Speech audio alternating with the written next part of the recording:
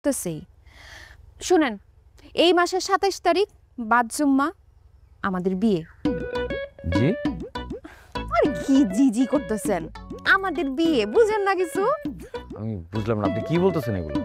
আরে আপনি বুঝেন, আর আপনি না বুঝলেও কোনো সমস্যা নেই। আমার মা আছে, আমার ভাইরা আছে, আপনার সুন্দর করে বুঝাই দিব। বোকাটা কিছু বুঝে না।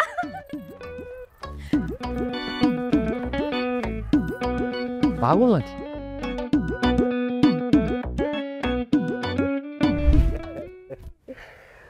আইসোস তারা তাইলে তবে দেখা যে কি ভালো লাগতেছে।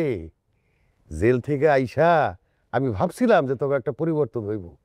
এই যে দুইজনের চেহারা কত সুন্দর হয়ে গেছে।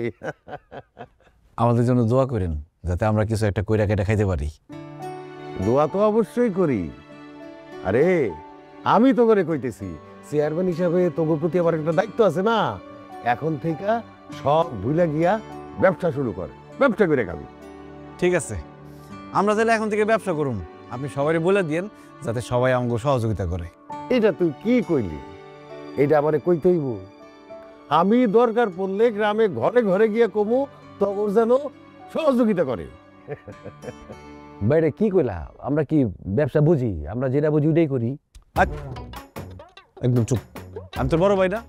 আমি যেটা বুঝি তুই সেটা বুঝস? ব্যবসা আছে, করার মতো ব্যবসা আছে। তাইলে আছে? অবশ্যই ব্যবসা আছে। তুই কি বুঝস? ও ঠিকই বুঝছে। আসি তাহলে। আসসালামু আলাইকুম। ওয়ালাইকুম আসসালাম। আয়।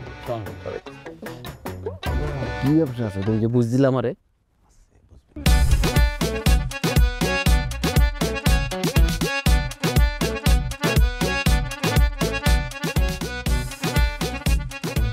তো নতুন বিয়ের জন্য শুভ কামনা, নতুন বিয়ের জন্য শুভ কামনা। Thank you, thank you. জেল থেকে বাইরে হয়ে খবর পাইলাম বিয়ে শাদী করছস, সুখে শান্তিতে আসছস। বাহ, খুব ভালো লাগলো।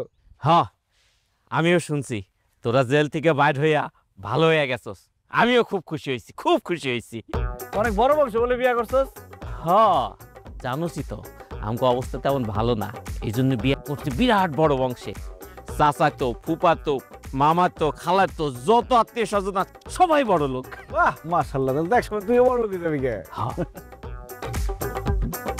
আমার বউ আমার শ্বশুরের একমাত্র ভাইয়া, শ্বশুর মরলে সব সম্পত্তি আমার। আরে বাবা রে বাবা, জায়গা মতো কোপটা দিচ্ছি। হ্যাঁ, আমরা খবর পাইছি তুই বড় বংশে বিয়ে করছস। এই জন্য তোর শ্বশুর বাড়ির যত আত্মীয় স্বজন আছে সবার জন্য শাড়ি লুঙ্গি নিয়ে আসছি। এখানে 500 শাড়ি আছে, 200 লুঙ্গি আছে। গিফট তোর লিগে নিয়ে যা। এই উঠা সব। কস কি? এই যে এত বছর যাবত এই গ্রামে ছোট থেকে বড় হইছি, কেউ একটা সুতা পর্যন্ত দেয় নাই। কথায় আছে না, টাকায় টাকা আনে। আজকে বুঝছি শ্বশুর বাড়ি বড়, এই জন্য গিফটও পাইছি বড় বড়। দেখাই আমগো আনে। যা যা যা যা, ভেতরে রাখ, ভেতরে রাখ। আরে সব ঘরে সুন্দর করে রাখ খায়। আর এটাও নিয়ে যা। দে 4.5 লাখ টাকা দে। 4.5 লাখ? 500 শাড়ি আর 200 লুঙ্গির দাম আছে না? 4.5 লাখ টাকা। কি কো না কো তুমি? কি ব্যবসা কি লসে দিমু আমরা? লসে ব্যবসা করুন? আরে গরিব মানুষ নতুন বিয়ে করতে খরচ আছে না? দে 4.5 লাখ টাকা দে। কে গরিব? ওই যৌতুক লইছে 7 লাখ।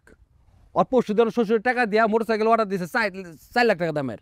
তারপর ওর শাশুড়ি ওই গলা চিন্তা দিচ্ছে মাজুলেছে টিকা 1.5 ভরি। আর ঘরে আছে 1,75,000। কে গরিব? গরিব আমরা, ওয়াসেন বড় লোক। তুমি কি ব্যবসা করতে আসছো না দান খরচ করতে আইছো? এটা ঠিক আছে 5 লাখ টাকা দে। আরে কি করে দিলে 5 লাখ? কি 5 লাখ এরা? 6 লাখ টাকা লিছে একটা এক বছর কম হবে না। এইছে এর লাগি না পার্টনারশিপে ব্যবসা করতে নাই। তুমি লগি ব্যবসা করতা, ওইটা ভালো ছিল। সুই রাখো। মেজাজ টাকা। আচ্ছা টাকা দে। টাকা কইতে দিমু? দিতি না দে। 6 লাখ দিবি? আর ভুরি না আমার ভুরি কাটো। আরে সবাই দিচ্ছে তাদের টাকা দে, নাহলে কলা গাছের টাকা কিন্তু তুই করে রাখবি। টাকা ক্যাশ দাও, সব বাইর কর, ঘর চেঞ্জ দে, ঘড়ি দে, মোবাইল সব দে। তাই দে।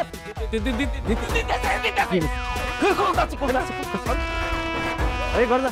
এই পিছা উঠতে গেলে বাকি সব লইবি। চল।